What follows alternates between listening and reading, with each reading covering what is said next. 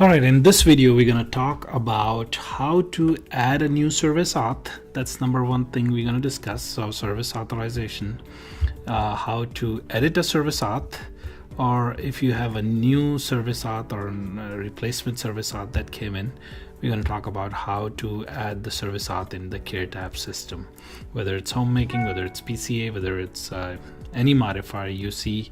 We will learn in this video how to add the service auth. So first, I'm going to go back to the dashboard, client dashboard, to the client list, and search for my client. So this is all dummy clients.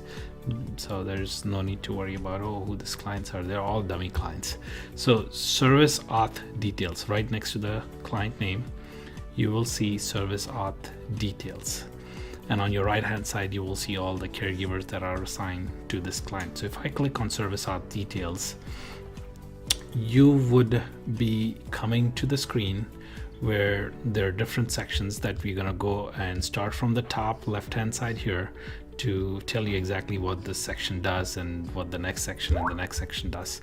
So here's for Tutua, we have a service auth plan. So the start date of your service auth. So usually people get like a 1 year service auth.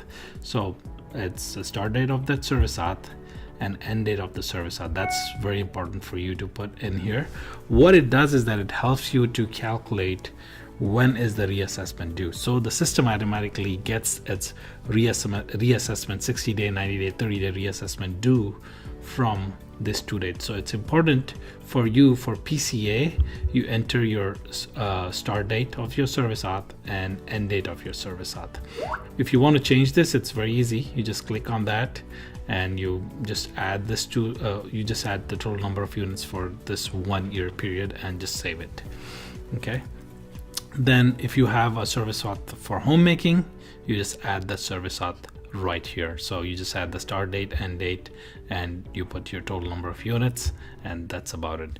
Now, next thing I'm going to show you is how to, if you don't see anything on your service auth, let's say you have no service auths here, everything is just brand new. So you click on this add new service auth,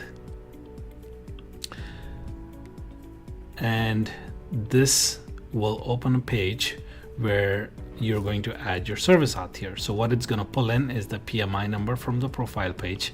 So you select your payer, whether it's MA, UCare, or if it's Medica, Health Partners, whatever that is. You select your payer. The next thing is the insurance number. So if you are not adding this for MA, you're adding for UCare, Medica, you do have an insurance number for that client. So you just have to make sure that that insurance number is in place.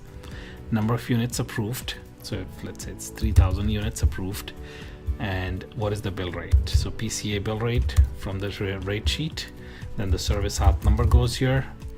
And what type of service is it? PCA service, homemaking service, supervisor is for QP, respite.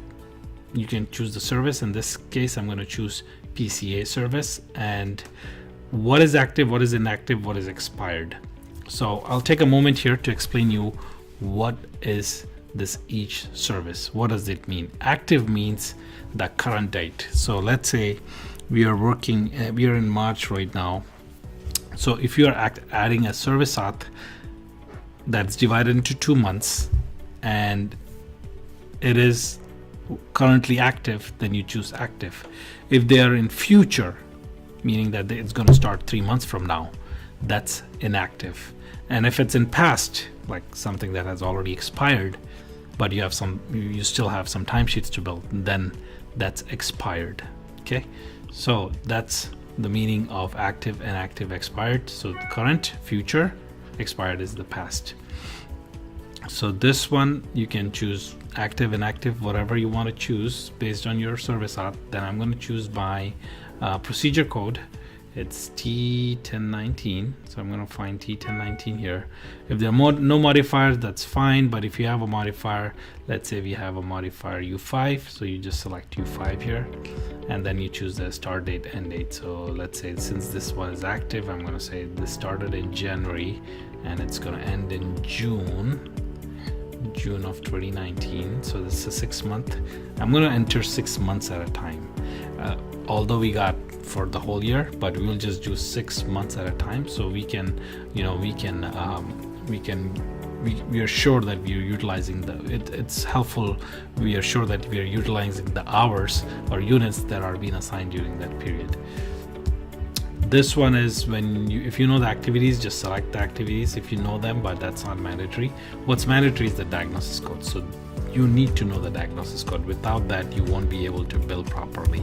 So let's say this is the diagnosis code for ICD-10, and that's about it. So you can go ahead and save this, and it will basically show up on to the service auth details page. I'm not going to save this because I already have what I need on the service auth. So active is for the current date. So we have the service auth that is active from October 2018 to 3/31. So this one is our active one, and it shows 5,000 units to be used and 1250 hours. And if I click this, it will show me what are the activities that are assigned for that. I also have a future one that starts on April 1st and ends on October 1st 2019. So that's an inactive because that's in future. What it does is it automatically calculates for me how many hours per day is that and how many hours per week is that. And then I have one expired one that's going to expire, that expired in September. That was just single month service auth. Then what I have is a homemaking. So this client also have homemaking. So I have an active service auth for 1 year for homemaking from 10/1 to 10/20/2019. This should actually have been in, again, if it's in 6 months, we just put 6 months in 2 different service auths and add that in here. And if you go to the last one here, what you see is that there is also a UC modifier that has been assigned to this client. So that is for 6 months, and you can see this 1,500 hours units assigned for the UC, and UA, the supervisory hours, are also assigned. This is usually 1 year, so we just put 1 year here. Now, one important thing you will see. So let's say you got a service auth. For example, this service auth got expired. Let's say it ended 1st of March, and you got another service auth that you need to bill for, and you are trying to add a service auth and basically delete the service auth and basically replace the service auth with the new service auth. The way you're going to do that is that you will end the service auth. Let's say it's ending on 1, so you have to end that on 1. So first I will go in here, edit it.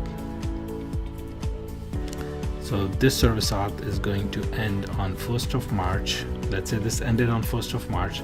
I'm going to end this, and I have to make this expired. If you don't do that and you try to add another service auth, it won't allow you to add. So you need to make sure that there are no overlapping dates. I'm going to repeat that.